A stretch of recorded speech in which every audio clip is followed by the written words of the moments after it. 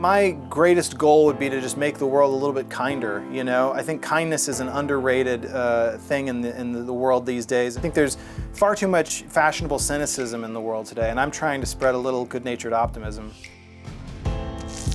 Welcome to Street Art Stories. I'm Morley. I agreed to do a thing for charity where I would paint a suitcase, and so I decided to do this message, which I felt would kind of be a sentiment that people could appreciate. When I started doing this, one of the things I felt was, well, I'm not a good enough artist to, create art and put it onto the street, but maybe I might be a good enough writer. I decided to use what I sort of perceived as a weakness and could maybe define a trademark, if you will.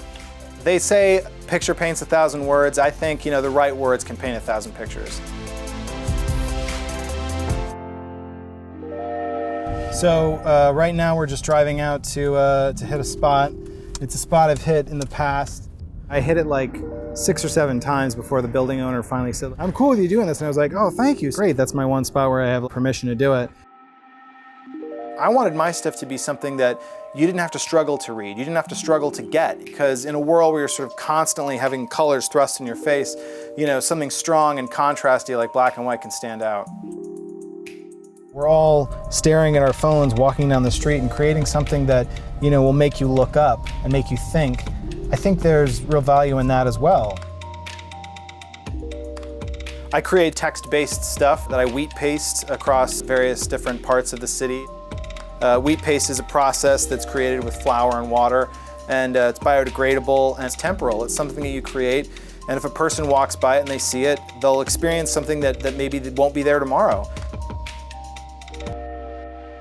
Street art is sort of so known for its anonymity, for everybody being like Banksy, who's kind of like a cool myth as opposed to a real person. I wanted to be a real person. I wanted my work to come from a dorky guy with glasses as opposed to a super cool urban folk hero. I generally try to look for spots that aren't going to do a lot of property damage. For me, I never wanted someone to say, "Oh, what a positive message," that's expressed in a destructive way. I've done stuff all across the United States. I've also done stuff in France, London, Nicaragua, Mexico. I do try to reach as many cultures and people as I possibly can. I want people that walk by it to say, "Wow, I feel like that message was written just for me," but I want every single person to feel that. If I can make the world a kinder place one poster at a time, then I'll do it.